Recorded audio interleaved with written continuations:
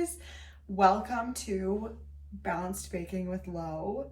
This is kind of a behind the scenes look. I want to open a farmer's market slash like baking business that is something I would promote to my clients and the rest of the world, but I want to make sure it's something that I embody. So really good quality ingredients, something that you can have every day if you want, something that tastes good, and something that's comparable to what's on the market right now, but better, in my opinion.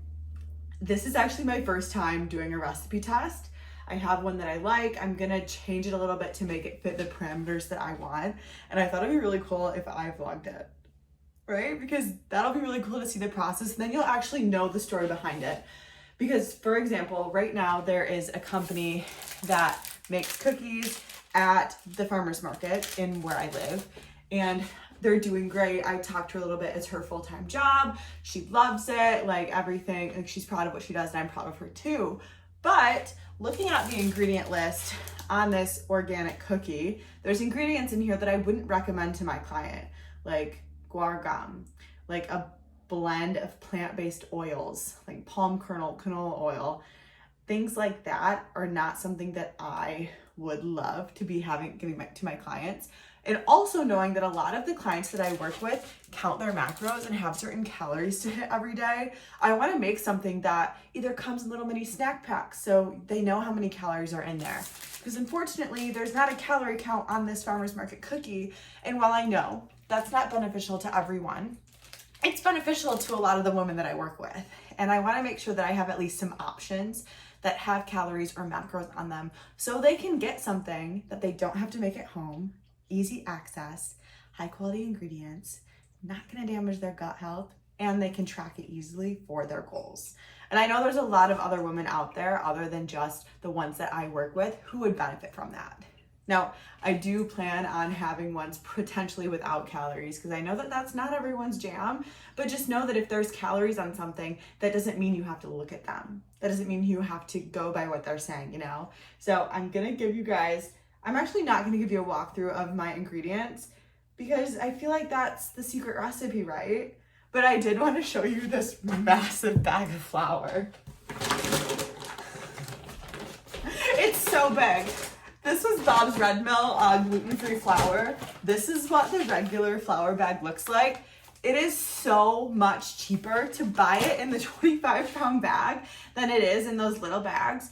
And this is gonna succeed. Like I have absolutely no doubt in my abilities. So why not buy the 25-pound bag, right?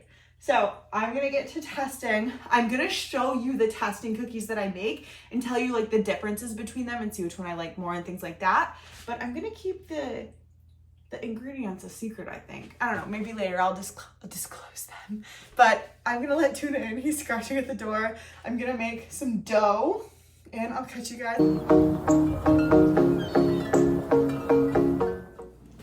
Okay, it's several hours later. I made the dough. I made the dough actually in 2 separate bowls because there's one variable that's different. And now I'm going to do the chocolate chips in them. One thing that I'm kind of like thinking about is I want to make sure these are like fairly the same cookies. So I have a cookie scooper to make them the same size, obviously. But then I haven't put in the chocolate chips yet. I have 2 different kinds. Look at, they look so good. The minis and then the big ones. And they're different types of chocolate, dark chocolate and semi-sweet. I want to make sure that each cookie has the same amount of chocolate and that they look good. So I think I'm just gonna individually count them out. I don't really know. Maybe I'll just do like a tablespoon for each or something like that. I didn't mix the chocolate in with the dough because I let it rest in the fridge. And that's really good for baking and for butter and for getting height and stuff like that. But I just didn't individually do it out. So it looks like this. We're gonna bake it. I'll show you what they look like before they go in the oven.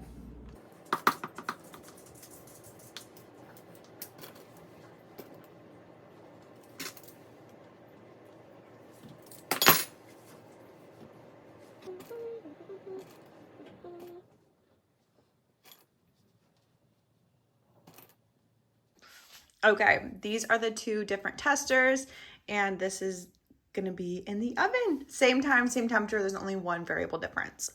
Honestly, the variable difference isn't really gonna make it, I don't think it's gonna make any difference in the baking of it. Potentially just the taste. So you probably won't even see a difference anyways, but into the oven they go. One small problem. They didn't get flat. So we're gonna put another batch in the oven.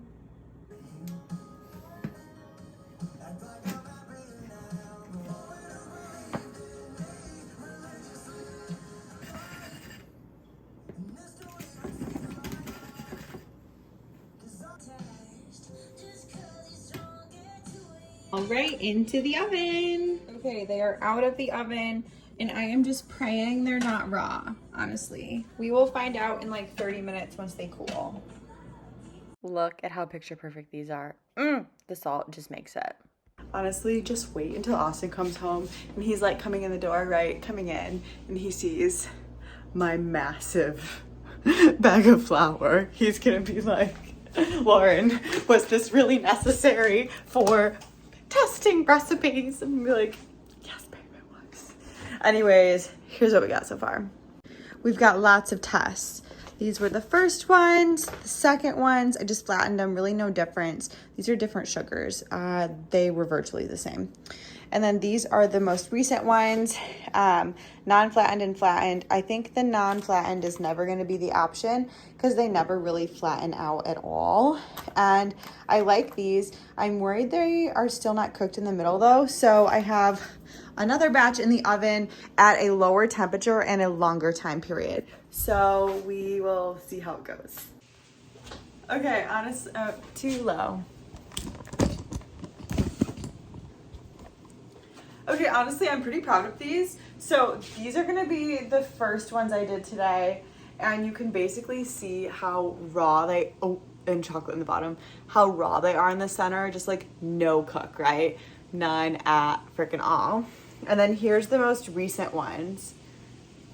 They look so much better on the insides. They look, come on, focus please. Come on. They look so much more cooked. I haven't tried these ones yet. I have one more batch in the oven at a longer duration and a lower temperature to try and get the cook right because I can't be serving up raw gluten-free cookies. No one's gonna freaking want them. So it's 4 o'clock. I've been at this for 5 hours. I've been working too, like I've had meetings in between. You don't just like cookie the whole time, but this is fun. It's also July 19th, 2023, just for little documentation purposes. But yeah, we're going good. I really want to try this most recent one, but I'm gonna wait till it cools because that's how my customers would be eating them, like usually cold. So I want to get the full flavor profile. Okay, we have all of our final tests done. I actually can't decide which ones I like better, and let me show you the difference. It's so subtle. This is the cookie baked at 325 for 12 minutes. This is a cookie baked at 300 for 17 minutes. They look the same, pretty much the same bottoms, exact same ingredients, and here's the insides. Honestly, I really can't tell the difference. They look the same to me. Maybe it doesn't really make a difference. I'm gonna have Austin taste them though and see which one he prefers. I think I like this one more, the 300 at 17 minutes, but I'm just gonna let him try. You guys, we have so many trials from today. I'm exhausted. Exhausted from making cookies. Like, what a problem, right? So many, all the sticky notes are like all the different kinds that I tested today. I have a final thing in the oven. It's just the same 300 at 17 minutes because I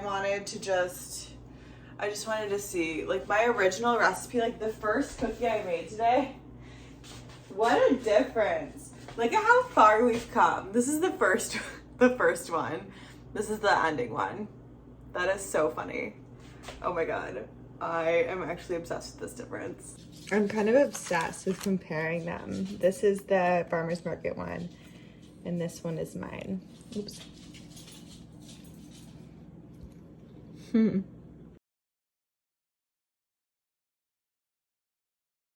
I'm glad that you guys could come on this journey with me.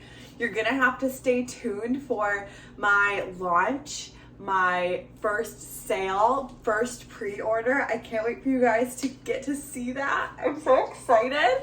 And be sure to pre-order when you can.